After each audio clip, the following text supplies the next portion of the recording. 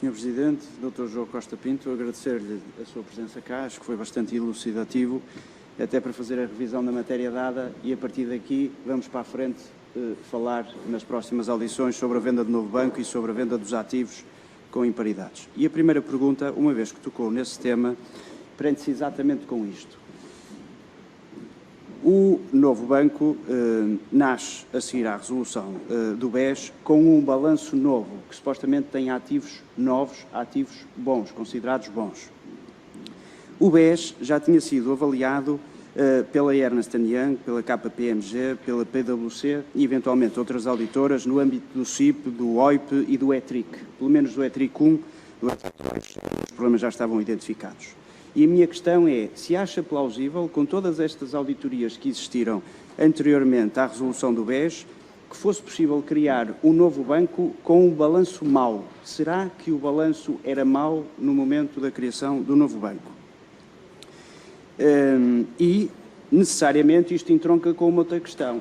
É que se o balanço não era mau, como é que nós vendemos ativos a seguir que são considerados maus? Como é que eles foram tão desvalorizados? Já aqui referiu que há a junção de vários ativos que são vendidos em carteira, não é? E que isso eventualmente pode prejudicar o interesse da avaliação desses mesmos ativos. E, portanto, gostava que eventualmente discorresse um bocadinho mais sobre isto. Uma outra questão tem que ver com a atribuição ao novo banco do contrato de servicing pelo Fundo de Resolução para gerir estes ativos maus. Ou seja, quem ficou a gerir os supostos ativos maus ou os ativos abrangidos pelo mecanismo de capital contingente foi o novo banco. Não deveria o Estado, o Banco de Portugal, o Fundo de Resolução ter assegurado a entrega da gestão destes ativos a uma entidade independente e não aquela entidade onde, como disse bem, o Fundo de Resolução nem tinha lugar, nem no Conselho de Administração, nem podia exercer os seus direitos de voto por causa dos acordos celebrados com a Comissão Europeia e com a DGCOM.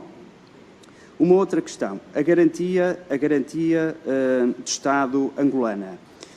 Onde é que está o original desta garantia, se é que sabe? E onde é que há cópias desta garantia? Já agora, Sr. Presidente, vou aproveitar para dizer que o Grupo Parlamentar do PSD vai requerer ao novo banco, ao BES e ao Banco de Portugal, cópia desta garantia, pelo menos da parte que seja possível, que esteja em território nacional, entregue a estas entidades. E se, existindo uma garantia de Estado, porque é que o Banco de Portugal, ou no limite o Governo em representação do Estado, não defendeu os interesses dos contribuintes portugueses, que tiveram que injetar tanto dinheiro ao longo dos últimos anos, no exercício desta garantia? Porque, como disse bem, o risco soberano é o último risco, eventualmente, que se coloca em cima da mesa em termos de incumprimento. E, portanto, haver uma garantia assinada pelo Ministro das Finanças ou certificada pelo Presidente da República angolano, isto tem um valor que não pode ser considerado uma mera folha de papel, ainda que, e bem, no seu relatório, teça um conjunto de considerações sobre cláusulas condicionais. Por exemplo, o Presidente da República tem o poder, o Presidente da República angolana tinha o poder de interpretar as lacunas que a própria garantia contivesse e, portanto, isso poderia retirar valor a essa mesma garantia. Sobre o protocolo com o BNA, há uma parte do relatório em que é dito que os técnicos do Banco de Portugal identificam que a legislação sobre a supervisão angolana estava ultrapassada, mas depois, superiormente, não há uma continuidade neste raciocínio e inverte-se a lógica. E eu gostava de perceber se há alguma razão que justifique que os técnicos, ao nível de base, tenham dito que, ao atribuirmos equivalência ao BNA na supervisão, a legislação estava ultrapassada e, portanto, eventualmente não seria conveniente, mas depois, superiormente, há uma inversão desta posição e é mesmo concretizado esse protocolo. No âmbito dos supervisores, falou-se aqui muito do Banco de Portugal. Eu gostava de perceber, por exemplo, qual é a sua opinião sobre a aprovação que a CMVM faz do aumento de capital do Banco Espírito Santo em 2014. Porque a CMVM tinha já uma série de elementos relativamente à venda de obrigações ou produtos financeiros através da rede do Banco Espírito Santo para financiar o GES. E, ao mesmo tempo, tinha já sido notificada da versão 2 do relatório da KPMG que falava da insolvência da ESI. E, portanto, como é que foi possível qual é a sua opinião, o que é que explica que a CMVM, ainda que tenha feito menções e cautelas no prospecto do aumento de capital, como é que é possível que isto tenha sido assim? Pergunto-lhe se os auditores falharam, na sua opinião, e, por fim, retomo o ponto onde começou. Da importância deste relatório. Acha que este relatório, pelo interesse público que ele contém, ou pelo menos que pode ter, devia ser tornado público? Muito obrigado. O senhor deputado levantou uma questão que é muito importante também, como as outras todas, mas esta é muito importante. É porque é que os ativos ficaram a ser geridos pelo novo banco em vez de serem geridos por uma entidade externa. Isso tem que ver com a forma como toda a operação foi feita, porque nós não fizemos entre nós o que se fez noutros sítios, nomeadamente, se um banco... Olha, o problema pode-se agora pôr com as moratórias. Se as moratórias derem origem, em algumas circunstâncias, a um aumento substancial do crédito de má qualidade, qual é a solução para isso? É a criação de um fundo ou fundos especializados para onde esses créditos passem. Fundos têm que ser especializados na gestão. Era a mesma coisa. Se tivesse sido criado um veículo, mas se tivesse sido criado um veículo, porque é que não foi? Uma razão simples, ao mesmo tempo é complicada e é simples. É que se tivesse sido criado esse veículo e essa parte do balanço tivesse saído, tinham que entrar capitais para compensar o banco. E lá estava, só num plano em que fosse possível mobilizar fundos que teriam que ser públicos para fazer a operação dessa maneira. Teria sido mais transparente, ter sido evitado muitos dos problemas, os ativos que passaram seriam geridos com outro profissionalismo. Não quero dizer que quem está no BES é profissional, não é, é muito profissional. Mas teriam sido geridos com tempo, o valor podia ter sido extraído de outra maneira, as perdas no final do dia seriam certamente muito inferiores. Eu costumo chamar a atenção o que se passou com o Lloyds e com o Royal Bank of Scotland, onde o Reino Unido, no Lloyds acabou por ganhar dinheiro e no Royal Bank of Scotland vai a caminho disso. Só que demoraram 10 anos para isso acontecer. A questão da legislação ultrapassada. Tem que se encarar isso com cuidado, porque o que os técnicos do Banco de Portugal acham, e bem, é que a legislação angolana, comparada com aquela que estava em vigor, era uma legislação ultrapassada. Eu até posso dizer porquê.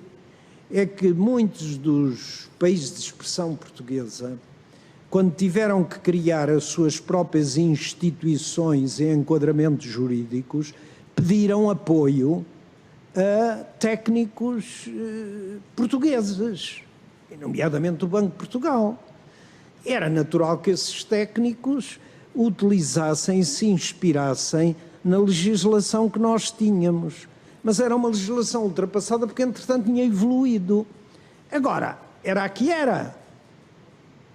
O Banco de Portugal nem ninguém tinha capacidade para obrigar os angolanos a mudar a sua legislação.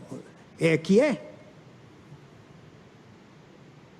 Aprovação do aumento de capital por parte da CMVM.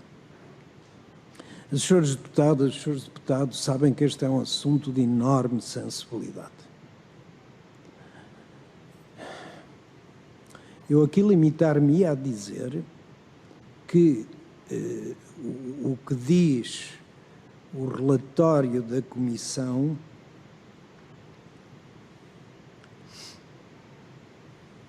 Os senhores leram, as senhoras leram e têm presente o que a Comissão diz em relação a isto. Eu ficava-me por aqui. Agora, ficava-me por aqui, eu não posso ficar por aqui, não é, Sr. Presidente?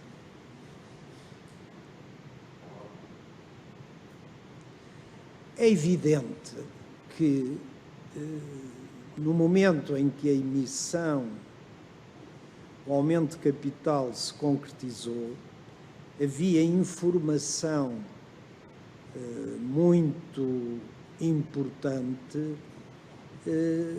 que deveria ter levado a que essa emissão a ser feita fosse feita com extremo cuidado.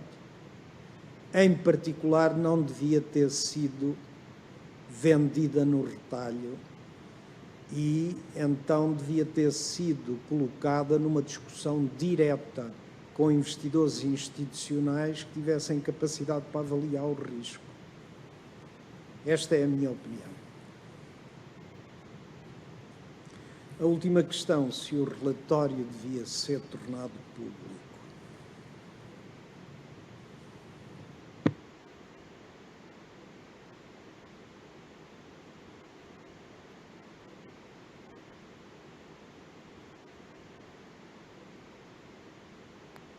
Peço desculpas, senhor. Isto já é um pouco cansaço, devo dizer. Peço desculpa. Eu acho que não me compete julgar os argumentos, nem eu quero fazer, que levam o Banco de Portugal a classificar, seja como for, o relatório. Eu, como cidadão, acho que este relatório já devia ter sido tornado público há muito tempo. Porquê?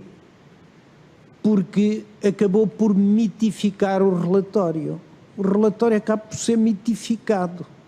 Acaba por se querer ver lá até aquilo que lá não está. E isso não é bom. Não é seguramente bom para o Banco de Portugal. Na minha opinião, se tivesse sido objeto de uma reflexão interna no Banco de Portugal, em que havia o chamado contraditório interno ao próprio banco. Porque o relatório é a opinião de uma comissão. Não é uma Bíblia, nem é o Testamento. É a opinião de uma comissão. Eu pessoalmente, subscrevi o relatório e acho que ele tem valor, mas é a minha opinião. Portanto, ele devia ter sido submetido ao contraditório interno no banco, para o banco tirar as ilações que achava que devia tirar para que problemas destes no futuro não se repetissem. E lamento que não tenha acontecido. Por outro lado, quanto ao acesso ao relatório, por exemplo, pelos seus deputados, eu recordo-me que na audição que precedeu esta, em que eu também fui chamado, e essa pergunta foi feita, e eu disse que não havia nenhuma razão para o relatório não ser enviado.